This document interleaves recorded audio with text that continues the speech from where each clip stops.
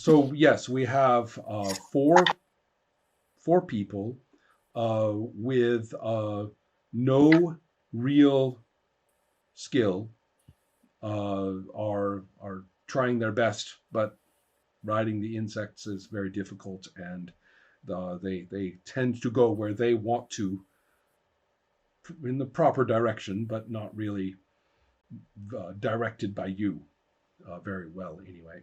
Or if you get them going in the right direction, then they go in, a pattern that they like, not that you like. So at this point, none of you are probably very happy about being up in the air on them, but who knows? So there's several other uh, insights or information that Lalakil would have provided. Um, One is that she and Jala are going to be practicing some priestly magic. Um, the theology here is maybe relevant. I won't lecture, but effectively you have two chaos cults attempting to uh, master that rune for this region of the world, and they have different philosophies of how to do it. So it's not a law versus chaos like from the Elric books. It's not that kind of conflict at all. Um, they are agreeing on the basic problem or the basic solution. They just want to implement it differently and in a different cultural languages and in slightly different consequences for the people who do it. So in many ways, what Lalakil and Jala are doing is trying to keep the world from suffering as a side effect of this conflict. Um, Here is your situation that shows the kind of consequence I am talking about. As you travel on the insects, your subjective experience of time is completely ordinary. But when you look behind you, or sometimes if you are pointed that way because the insect felt like going around in a circle, which is more likely, you will see that back the way you came is time is proceeding more rapidly than you are. So as you are going toward your destination, everything looks completely normal in terms of the time of day. Back where you came from, and I will go ahead and not let this be due to roles. I don't know how well your characters will comprehend this, but in a diameter, or I should say a given radius out from the point of contest between the two characters, in that radius outside of them, time is going faster. And as you go closer and closer to them, you can perhaps realize, again, I don't know how science fiction your characters are to pick up on this, but the point is that the area that you flew over has the same effect. So it's not like a fixed radius. It's not a static distance. The closer you get, the more time is moving faster and faster, the further away from the center. So it's not something you can really analyze. I think this is more for our understanding as players and to get the big picture settled in our minds, that effectively you are entering a singularity, and that the your subjective experience of time, if it were viewed somehow objectively, would be that you are moving slower and slower and slower and slower. But that's not how you are experiencing it. Well, so it's so perhaps, who knows, has a whole season passed the farther away from this set of interactions. Who knew when this effect began? Did it begin as far back as the time when Zhong and were actually present in the same space with all of their magics kind of held? Who knows how long this has been going on? So now that they are directly in contest with one another up here in the mountains, the effect is truly spectacular. The effect that you are flying toward is completely visible to you. I know that if this was real physics, that a black hole, by definition, is invisible. But that's no fun to draw. You can't just draw a little arrow in the middle of the comics panel and say, black hole here, but nothing there. Who would do that? So, no, we have an album cover black hole to look at. Thank you very much. So, that is the panorama of your entire situation. And the only good news is that, as I mentioned before, the priestesses on your side represent historically some of the most powerful natural world forces. The elite Jala may have do better if she had priests and priestesses of her whole pantheon with her to represent the whole mythology of the birth of time. That would be fantastic, but it's just her. On the other hand, she does have Lalakil, who, young priestess, yes, but very motivated, and she is working with all of the sustaining and regenerating forces of nature, all the things that keep life going, which rely completely on time. As long as Lalakil exists, as long as her goddess exists, Skada's goddess, time will happen. It has to. They can't exist without it. And the same thing with the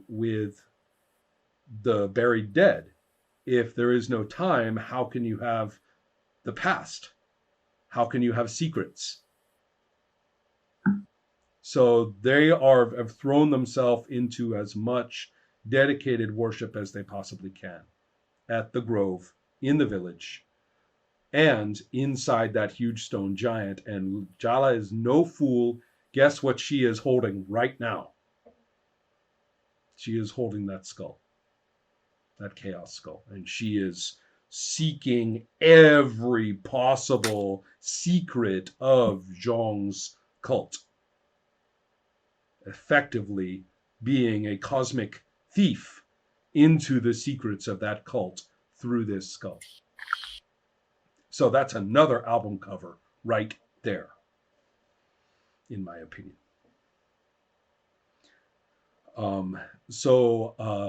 Yes, that's fantastic. Now, I am not sure just what the cultists of the cultists of the Merciful Dawn are doing, although aside from every possibility last time, they're not throwing themselves into an attack on the village. I think that the interactions you had with them last time, just by that much, managed to get them kind of on board with helping rather than attacking. However, they are kind of convinced that Zort's going to go up and help Who knows? Right. Him, maybe. So his no obligations. I have no expectations, but just to remind everybody, although Nate has been playing Zort a little bit undecided, when he seems to decide, he seems to lean toward the Merciful Dawn. So that's been sort of the implication so far. just to put us into a thematic understanding of where Zord is in terms of what he may or may not do next.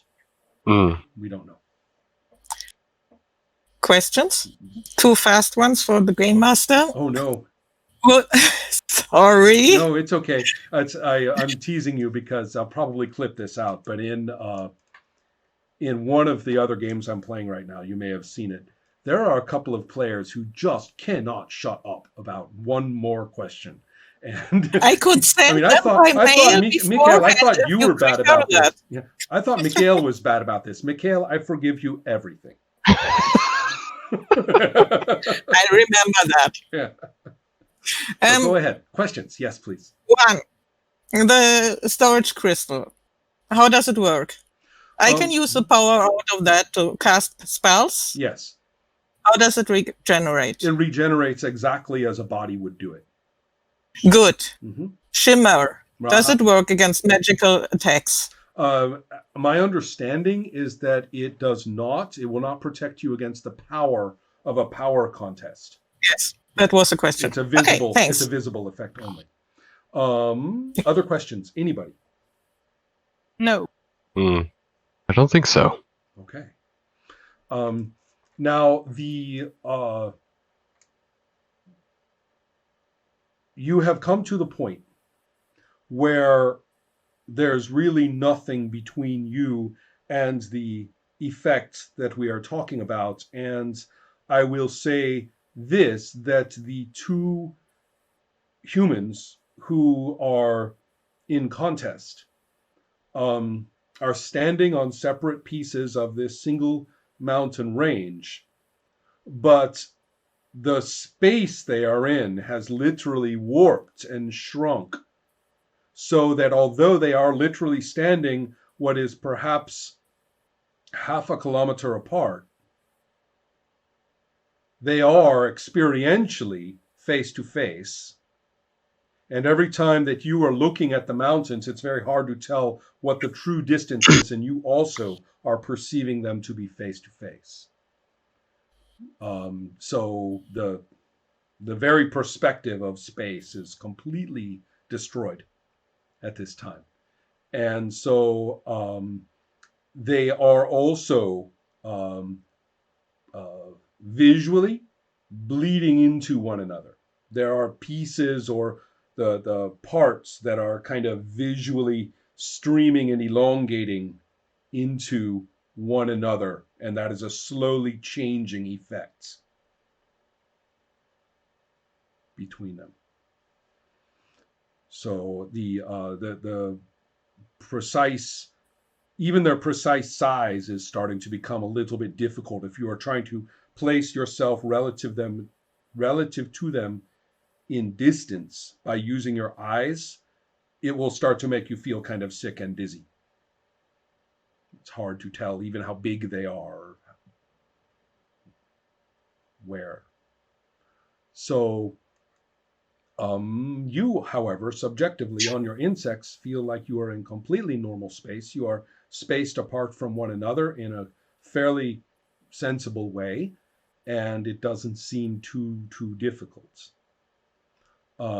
At this time will appear above you several, or even more than several, perhaps as many as 6 or 7 flying creatures.